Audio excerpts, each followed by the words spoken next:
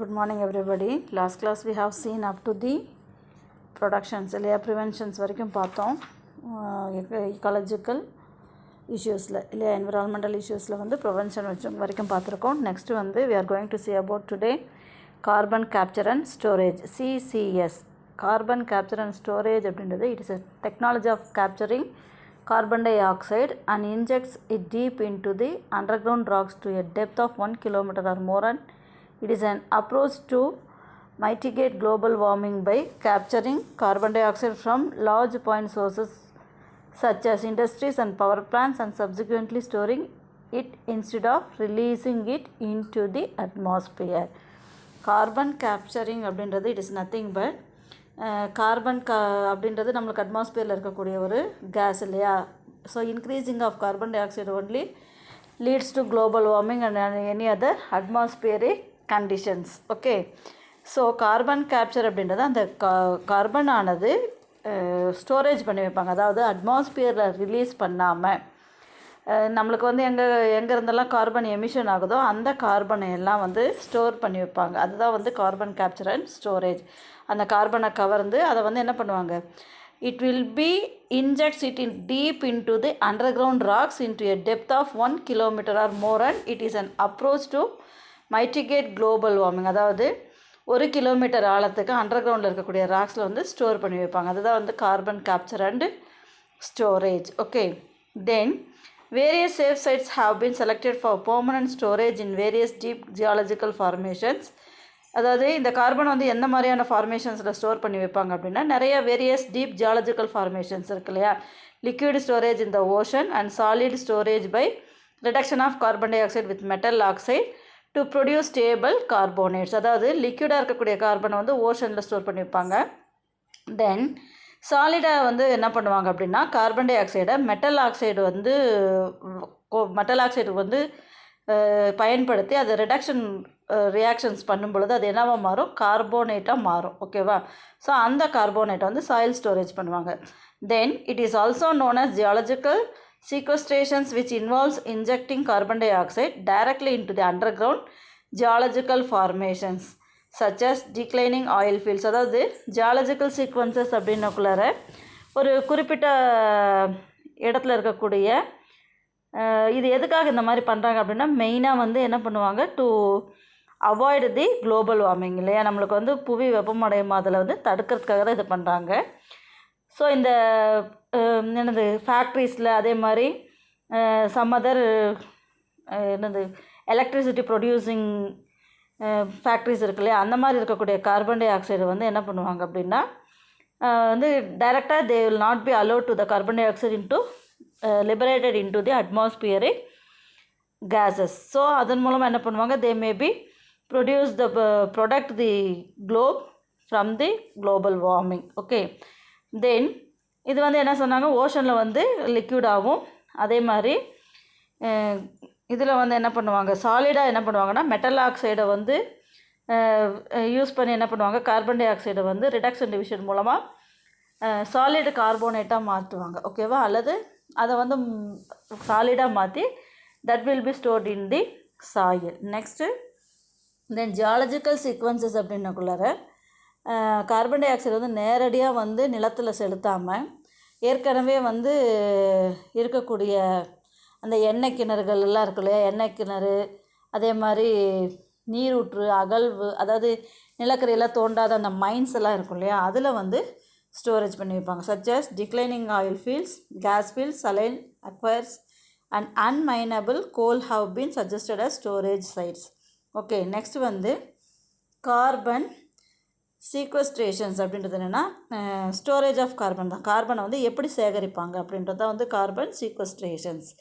Carbon sequestration is the process of capturing and storing carbon dioxide which reduces the amount of carbon dioxide in the atmosphere with a goal of reducing global climate change. So இது carbon சேகரித்தல் அப்படின்றது என்னென்னா, இதுவும் வந்து ஒரு processing capturing and storing of carbon dioxide தான்.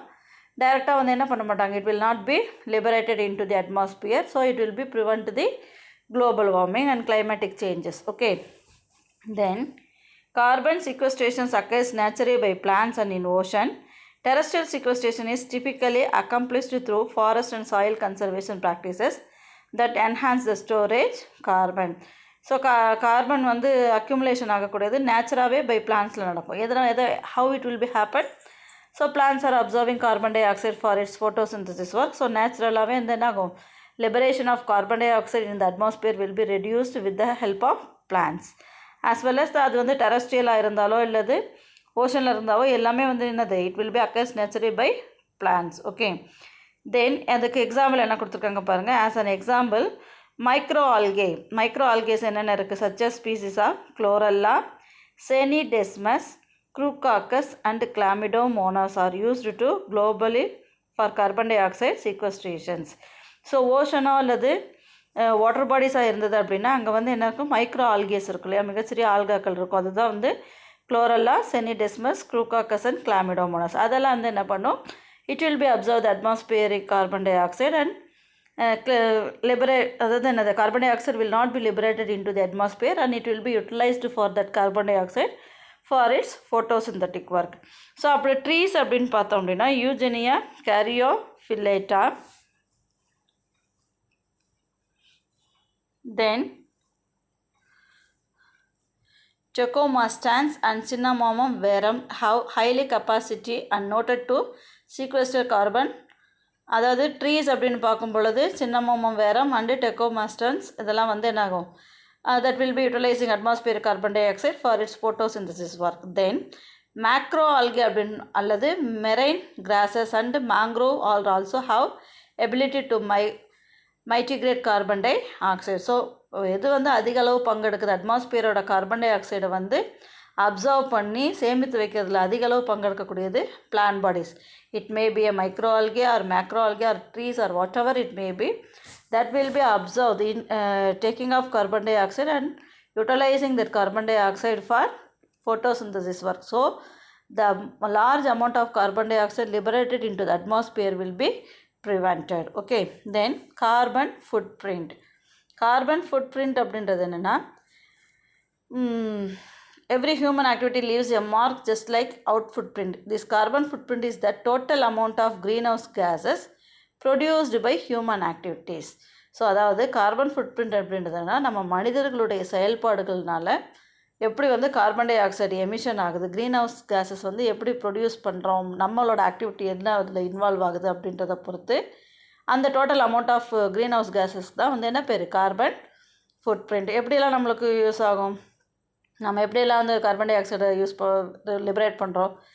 Agriculture அப்படின்னாக்குள்ளார we are using some fertilizers, then industries, deforestation, waste disposal, burning fossil fuels, everything will liberate the carbon dioxide. So the total amount of greenhouse gas liberated by the human activities are called carbon footprint. Okay, it can be measured by an individual, family, organization like industries, state level or national level. So ஒவ்வொரு தனி மனிதனுமே நம்மளோட we are inhaling and exhaling இல்லையா, inhaling oxygen and exhaling carbon dioxide. So in such a manner we are releasing the carbon dioxide into the atmosphere. And also family manner, அதே மாதிரி organization, that may be a government organization or private organization, they are running some factories and through that factories some carbon dioxide will be liberated into the atmosphere. So அந்த total amount எல்லாமே சேர்ந்து தான் வந்து என்னது? carbon footprint. Okay, then it is usually estimated and expressed in equivalent tons of carbon dioxide per year. The burning of fossil fuels releases carbon dioxide and other greenhouse gases. In turn, these emissions trap solar energy and thus increase the global temperature, resulting in ice melting, submerging of low-lying areas, and imbalance in nature like cyclones, tsunamis and extreme weather conditions. So, இதனால நம்ம global warming அப்படின்றோம் இல்லையா. So emission of carbon dioxide, most probably burning of fossil fuels liberate more amount of carbon dioxide. இந்த நிலக்கரியோ அல்லது இப்போ எல்லாம் Fazil fuel அப்படின்றது petrol, கோல் அதெல்லாம் வந்து எரிக்கும் பொழுது அதிக அளவு கார்பன் டை ஆக்சைடு வந்து லிபரேட் ஆகும். அந்த கார்பன் டை ஆக்சைடு அதிக அளவு வரும் பொழுது புவி வெப்பமயமாதல் ஆகும் இல்லையா, அந்த குளோபல் வார்மிங் இருக்கும். அதே மாதிரி கிளைமேட்டிக் சேஞ்சஸ் ஆகும். ஆட்டோமேட்டிக்காக அட்மாஸ்பியரில் கார்பன் டை ஆக்சைடு இன்க்ரீஸ் ஆகும் பொழுது அந்த குளோபல் டெம்பரேச்சர் இன்க்ரீஸ் ஆகும் பொழுது என்ன ஆகும்? அந்த ஐஸ் ரீஜன்ஸ் எல்லாம் இருக்கு இல்லையா, அதெல்லாம் வந்து மெல்ட் ஆகி சீயோட லெவல் வந்து இன்க்ரீஸ் ஆகும். So in future some continent may be destroyed due to the increasing of sea ocean level அப்படின்னு கூட சொல்லியிருக்கிறாங்க இல்லையா. அதே மாதிரி நேச்சுரல் கலாமிட்டி, சைக்ளோன்ஸ் வரும், சுனாமி, எக்ஸ்ட்ரீம் வெதர் கண்டிஷன்ஸ் எல்லாம் இருக்கும். ஓகேவா. ஸோ அது வந்து என்ன பண்ணணும் அப்படின்னா, to reduce the carbon food print we can follow some practices. நம்ம வந்து கார்பன் டை ஆக்சைடு இன்க்ரீஸ் ஆகிறத வந்து எப்படிலாம் தடுக்கலாம். ஸோ இது வந்து ஒரு 5 மார்க் கொஸ்டின்ஸில் இருக்கும். To reduce the carbon food print we can follow some practices. First one, eating indigenous fruits and products. Reduce use of your electronic devices. Reduce traveling. Do not buy fast and preserved processed packed foods. Plant a garden. Less consumption of meat and seafood. Poultry requires seafood and consumption of meat and less consumption of meat and seafood. Poultry requires little space, nutrition and less pollution. Comparing cattle farming. Reduce use of laptops. When used for 8 hours, it releases nearly 2 kg of carbon dioxide annually. Then line dry your clothes. Then so இதெல்லாமே வந்து என்னது, reducing the carbon di oxide liberation in the atmosphere. நம்ம வந்து என்ன பண்ணணும், இந்த methods எல்லாம் வந்து ஃபாலோ பண்ணோம் அப்படின்னா the amount of carbon dioxide releasing in to the atmosphere will be minimized. So இது வந்து இது ரொம்ப எக்ஸ்பிளைன் பண்ணணும்னு தேவையில்லைன்னு நினைக்கிறேன்.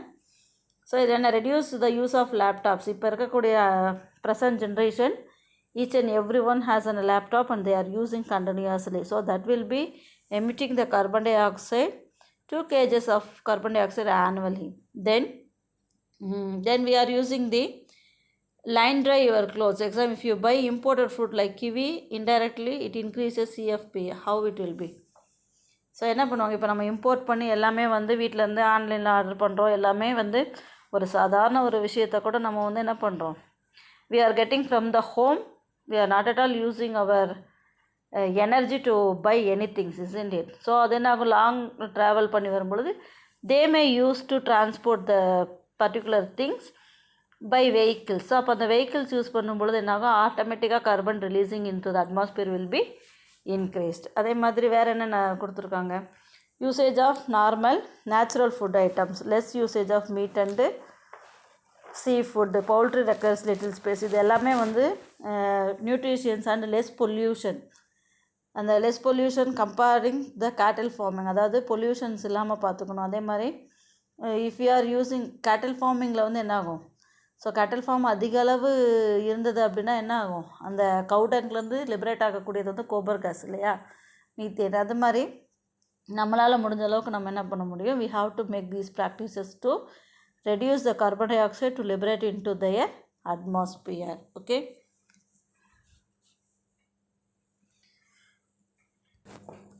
ஸோ அங்கே பாக்ஸில் கொடுத்துருக்காங்க பாருங்கள், கார்பன் சிங்க் அப்படின்றது. கார்பன் சிங்க் அப்படின்னா என்ன, சிங்க் அப்படின்றது we are using on storage place இல்லையா.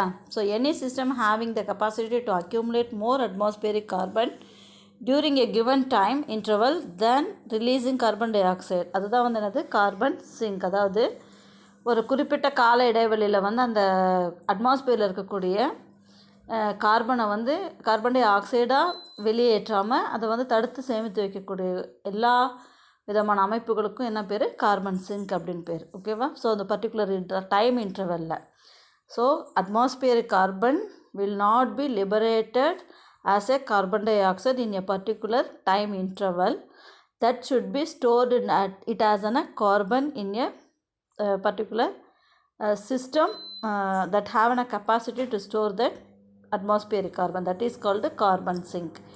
Example, forest, soil, ocean are natural sink, landfills are artificial sinks. Landfills அப்படின்றது நம்ம 10th படித்தோம் இல்லையா, அது வந்து என்னது ஒரு பெரிய போரஸ் ஸ்பாட் வந்து தோண்டி அதில் வந்து அந்த வேஸ்ட் மெட்டீரியல்லாம் டம்ப் பண்ணுவாங்க. அந்த மாதிரி லேண்ட்ஃபில்ஸ் வந்து ஆர்டிஃபிஷியலாக அதில் வந்து கார்பனை சேமித்து வைப்பாங்க. அதே மாதிரி ஃபாரஸ்ட்டு, சாயில், ஓஷன் எல்லாமே வந்து நேச்சுரலாக carbon di oxide will be stored in accumulate in that particular place.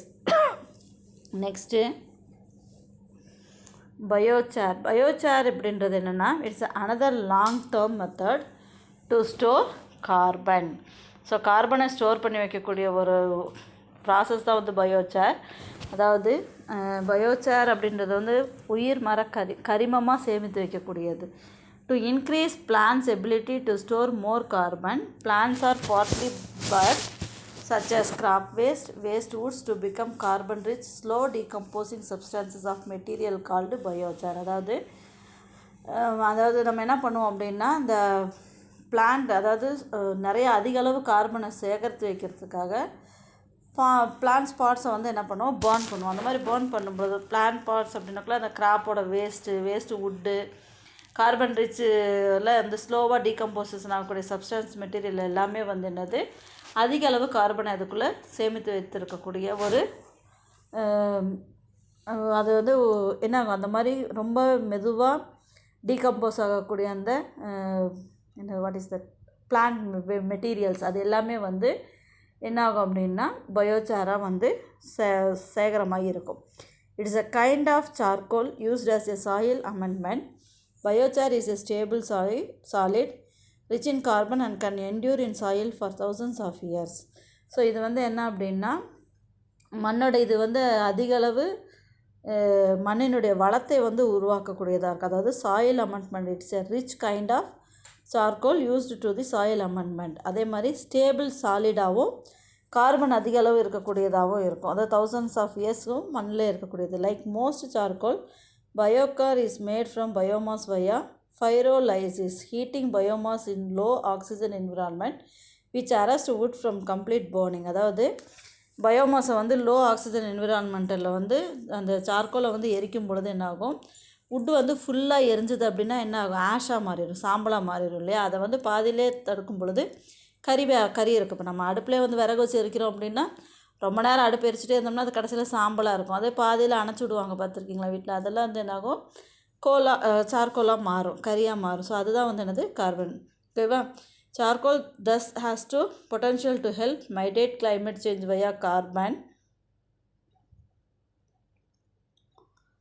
Then sequestrations independently. Biochar when added to soil can increase soil fertility of acidic soils. ஓகேவா. ஸோ இது வந்து என்னாகும் அப்படின்னா இந்த மாதிரி வந்து ஃபுல்லாக ஆஷ் வரைக்கும் எரியாமல் அதை வந்து பயோசாராக மாற்றுறது மூலமாக அந்த என்விரான்மெண்டல் வந்து ஃபுல்லாக பொல்யூட் இல்லாமல் பாதுகாக்க முடியும். அதே மாதிரி இது அது நேராக வந்து அந்த ஆசிடிக் சாயிலில் வந்து அதை மிங்கிள் பண்ணும் பொழுதும் அது வந்து நாங்கள் it will be increase the fertility of soil as well as it will be prevent the increase agriculture productivity as well as provide protection against some foliar and soil borne diseases. அதில் இருக்கக்கூடிய microbes இருக்கு இல்லையா, பாக்டீரியங்கள் மூலமாகவோ அல்லது fungus மூலமாகவோ மண்ணிலிருந்து தாவரங்களுக்கு வரக்கூடிய நோய்களையும் கட்டுப்படுத்தக்கூடியதாக இருக்கும். ஓகேவா. It is a good method of preventing waste woods and logs getting decayed instead we can convert them into biochar. அதாவது வேஸ்ட் வுட்டெல்லாம் இருக்கு இல்லையா, உபயோகப்படாத மரக்கட்டைகள் லாகெல்லாம் இருந்தது அப்படின்னா அது சும்மா மலையிலலாம் நனைஞ்சு மக்கி போகாமல் என்ன பண்ணுவாங்க, அதை வந்து எரித்து அதை வந்து பயோசாராக மாற்றி அதை நிலத்தில் விடும் பொழுது அது அங்கே இருக்கக்கூடிய மண்ணினுடைய தன்மை, வளம், அந்த productivity, increasing the growth of the plants, everything will be beneficial by the biochar. Okay. Then it will be converting them to the carbon storage material also. Okay. Next, rainwater harvesting. The rainwater harvesting from the 8th standard we are studying, isn't it? We know very well about this rainwater harvesting. So what is the need of rainwater harvesting? Solution to water crisis. Ecological water crisis, அதாவது அழிந்து வரக்கூடிய மரங்களின் மூலமாக மழைப்பொழிதல் வந்து தடைப்படுது இல்லையா. அதன் மூலமாக என்ன ஆகும், குடிநீர் தண்ணீர் தட்டுப்பாடு இல்லாமல் அதை வந்து நிலத்தடி நீர்மட்டத்தை உயர்த்துவதற்காக பண்ணப்பட்டது இந்த rain water harvesting. Okay.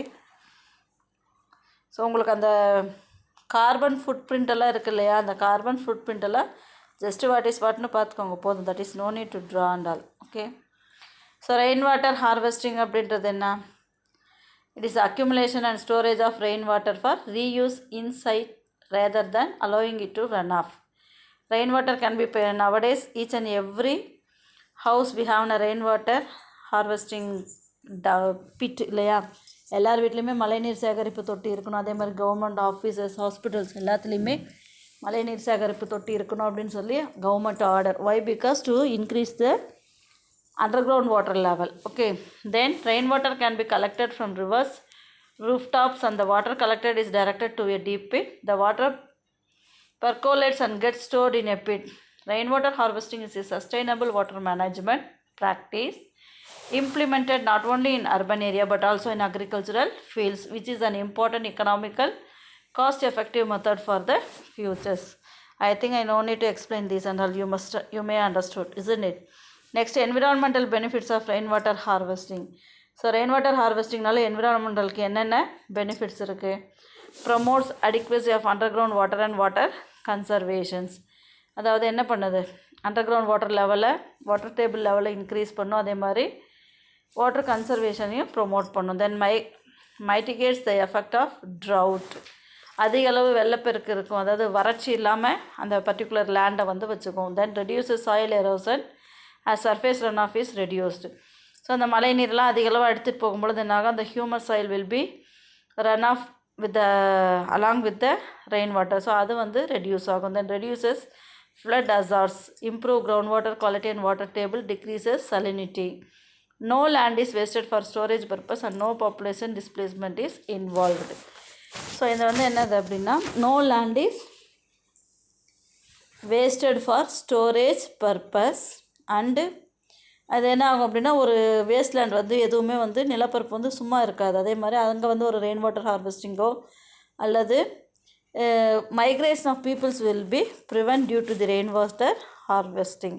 Migration அப்படின்னா தண்ணி இல்லாதனால ஒரு கிராம மக்களோ இல்லை ஒரு ஊர் மக்களோ வந்து வேறு இடத்துக்கு மைக்ரேட் பண்ணி போகிறத வந்து தடுக்கலாம். Then storing water underground is an eco friendly measure and a part of sustainable water storage strategy for local community. So இது வந்து என்னது அப்படின்னா, அண்டர் கிரவுண்ட் வாட்டர் ஸ்டோரேஜ் வந்து ஒரு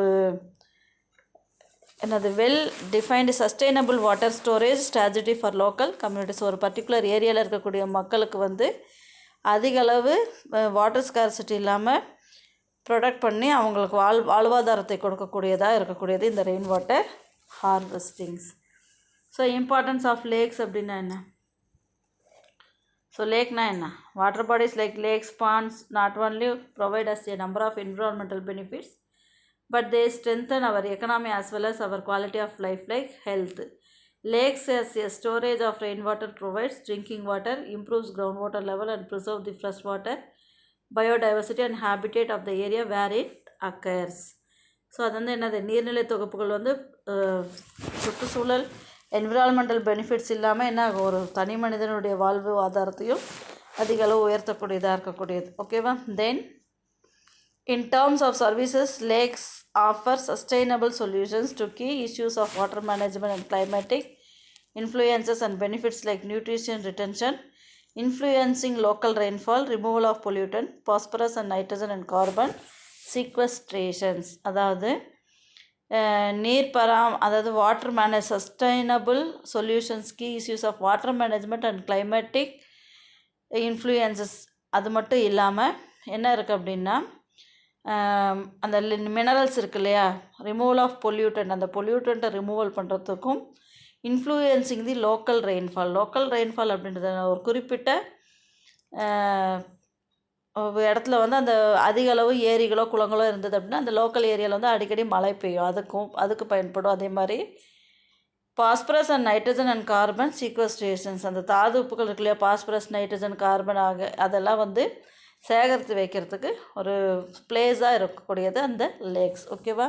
ஸோ இதெல்லாம் easy questions but important questions. Okay, then environmental impact assessment.